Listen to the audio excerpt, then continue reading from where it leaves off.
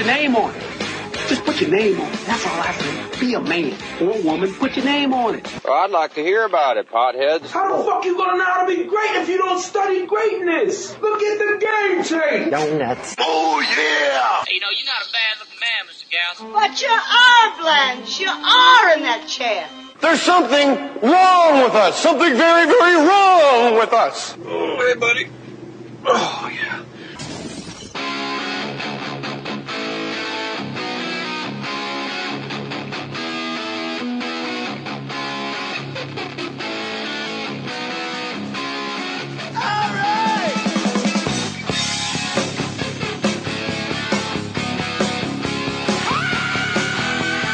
All right. I think we're up and running. Carl LaBove, thanks for coming. Hey, quite welcome. This is a great neighborhood.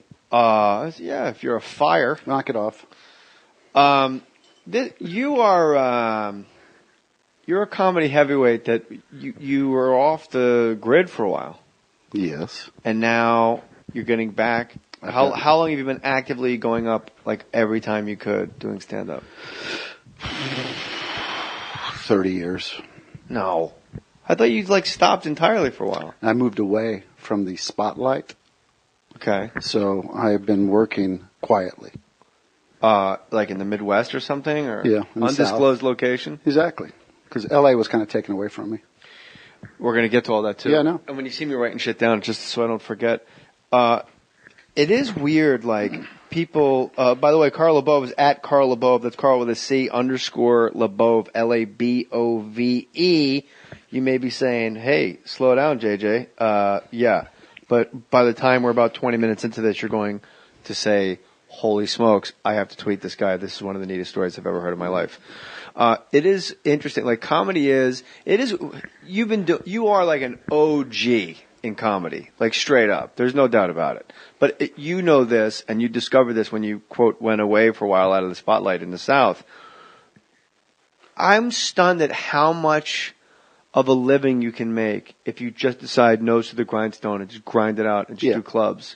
Yeah. And there's so many different levels. There's a guy that does Dentine commercials and that's all, and a couple voiceovers making $200,000 a year, and he's like, I made it. Yeah. I've no movies. He just made it. And Right. there's soap opera actors that just made it. You're a guy, you were in Kinnison, you're one of the outlaws of comedy. And you and Sam and, help me. Hicks. Who's the guy that always tries to give me pills when I play Rascals in Jersey? He's always around. Oh, my God. Little guy. Looks like black hair, longer black hair. Oh, I know you're talking about because I did one of his pills once. And I went to a party and he gave me a pill. God, his name was on the tip of my consciousness. I did a pill, got out of a car, fell in a ditch. Everyone went, where's Carl? Oh, he probably went to talk to that girl over there. They went in and partied, and I woke up the next day still in that ditch, and everybody had left. What was the pill? I don't know, but he swore by it. But that's some Fifth Element stuff. Yeah. Mm-hmm. It'll take us 9 parsecs to get to the new universe. I'd been doing stand-up maybe 6 months. He had or you had? He had it. And he goes, hey, you ought to try this and make it funny. And I went, oh, cool. How long had you been doing it then? 6 months. Oh, he said he'd been doing it 6 months. Yeah, well, we were all around the same time. I like that. It's 6 months in. He's like, I've found the secret to comedy. Yeah, it's the blue pill. Wake up, Carl. It's the red pill. I made a mistake. Well, remember when you first started? Those guys used to show up and go, "Man, you guys are so funny." This group of you, I'm like the dealer, so I'll give you great pot. So everybody goes, "Hey, let's try pot and see what stand-up's like on pot." So you do pot, and you amazing, very amazing stuff. I can create on this, and then they come back to me and they go, "Hey, let's try some acid." And I said, "I don't know about acid." All right, how about trying this Mickey Mouse? Try this Mickey Mouse pill, and I go, "Oh, that sounds cool." Because I had never done that before. So I let it go, and then I did a whole half hour about mannequins that night, thinking they're so cool because they dress better than all of us. And that was the new rage. But that's actually a good premise and I would assume. But you don't remember the premise. People show up next week to see you. There's that guy that did the mannequin bit, and you go, who are they talking about? You, man, you're great. And you don't remember it because you tripped out of your brains.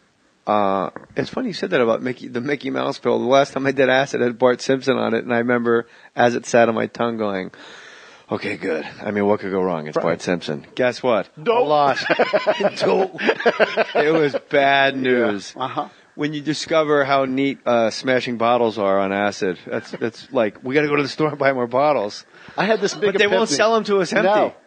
We have to buy bottles with liquid in them. What's his problem? I want empty bottles. We're smashing bottles. Well, just go to the case and just buy yourself a 6-pack of beer. What? I don't want beer. I want a bottle to smash. Oh, my God, we can smash bottles with beer in them. It's another hour. Yeah.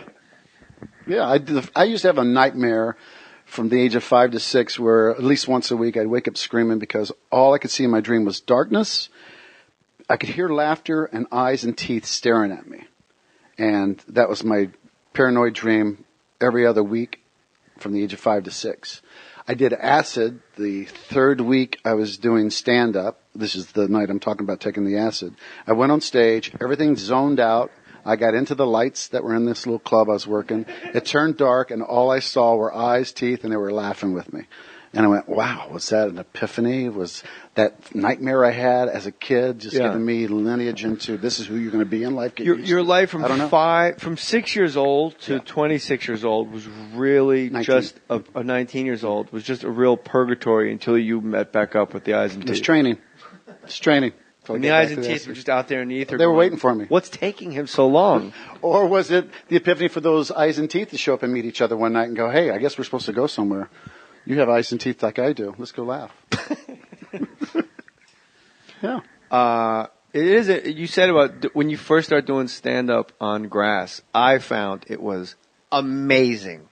So amazing. And then I remember being in the Tempe Improv and being so high, like talk about one toke over the line, where I realized there's no way I could ever do my act because I'll get lost. Yeah. And I had convinced myself in Phoenix, Arizona, that I was on Broadway, and it was my one-man show.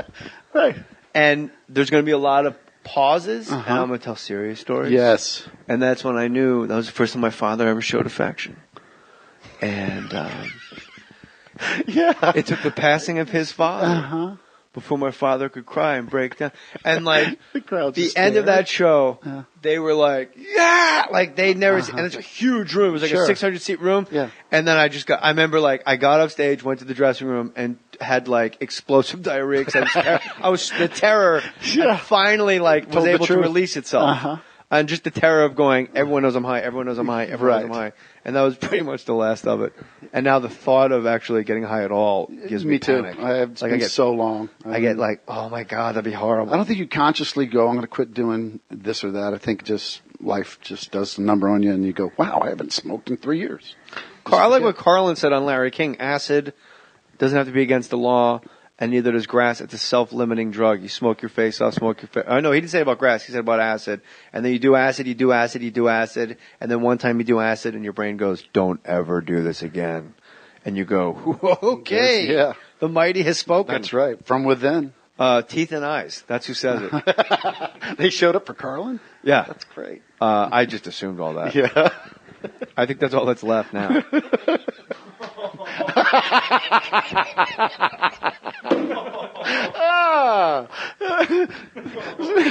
Somewhere an angel just gave up his wings. I'm going to put $20 in the swear jar. Write that down. Ding, ding, ding, ding, ding. Andrew, I don't think it was cool that you said that. Yeah, why did you even bring it up, Andrew? For crying out loud. Say it about Pryor. The guy was fucking wheeled around like an invalid for 14 years. It's a lot more palatable. Oh. Richard Pryor was a guest on the Norm show, where Norm had to do, I don't know, every week. I think the cold open was he would talk to like a known comic. And Pryor couldn't talk. He was in a wheelchair. He was that frail, like, I'll just fucking let him die, Pryor. Yes.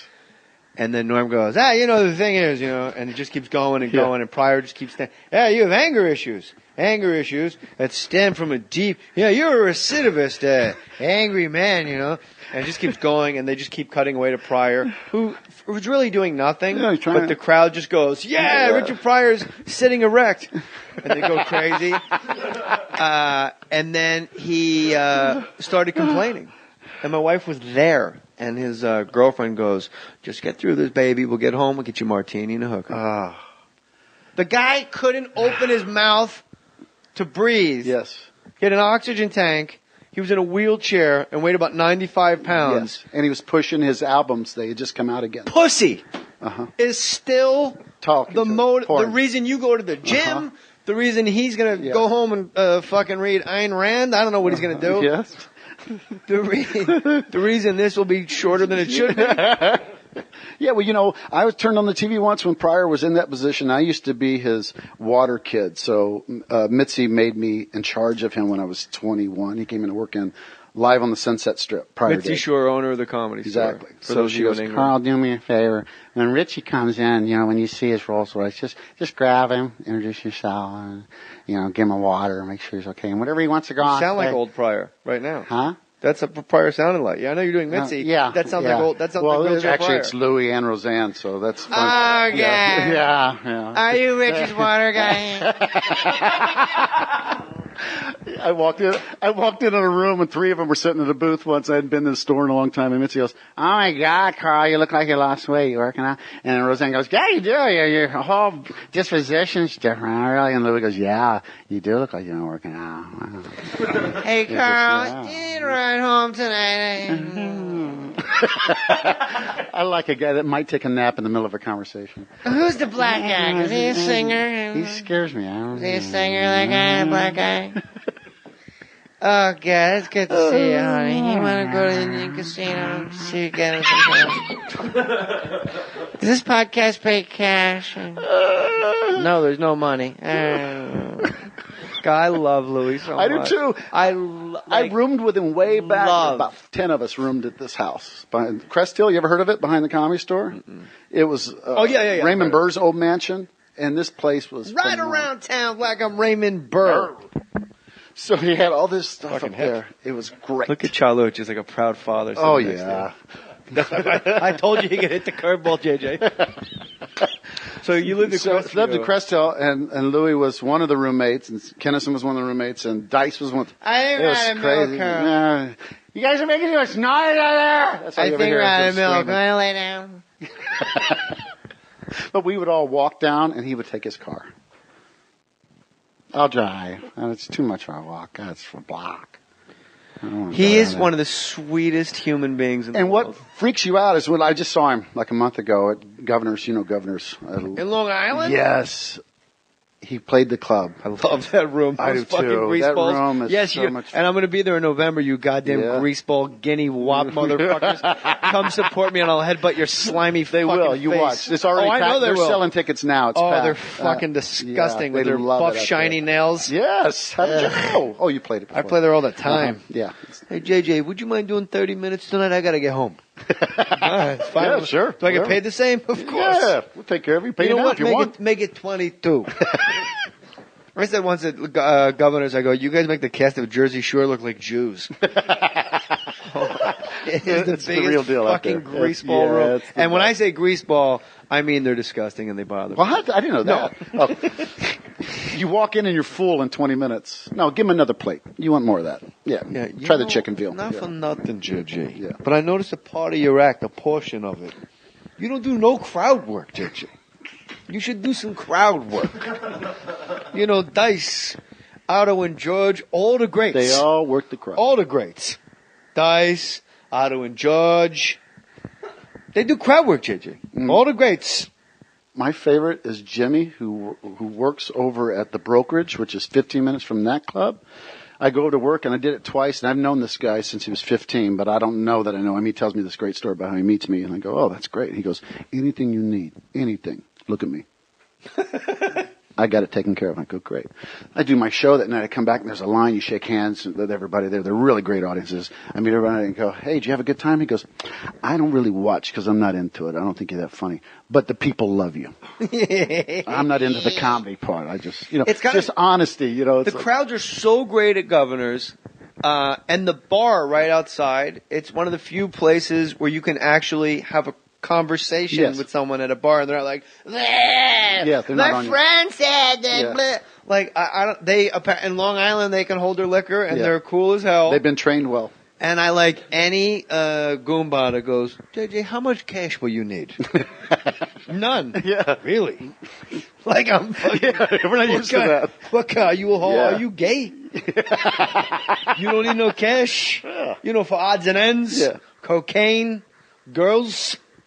No, I have cash. I have an ATM card. Oh, look at you, Mr. Big Shot Man. Mr. Hollywood. Oh, look at with Mr. a card. Look at Mr. Manhattan.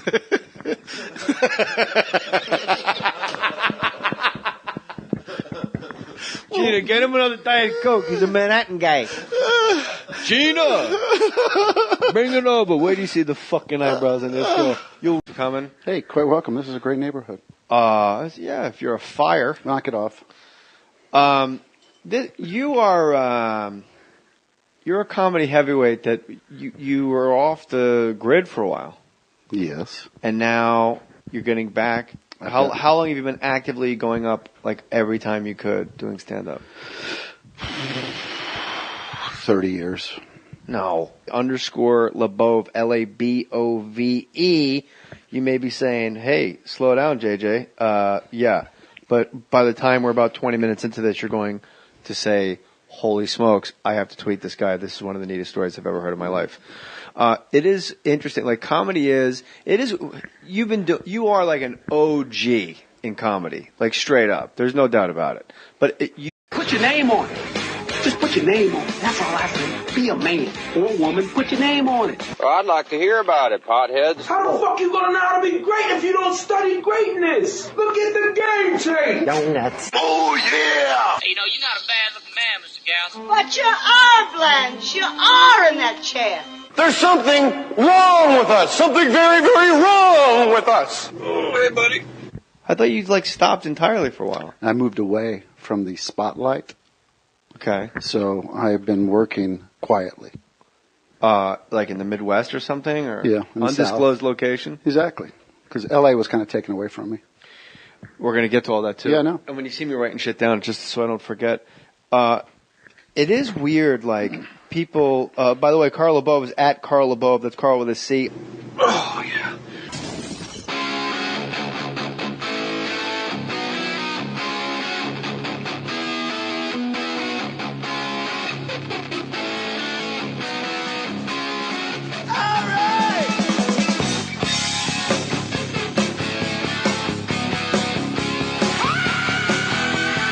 All right. I think we're up and running. Carl LaBove, thanks.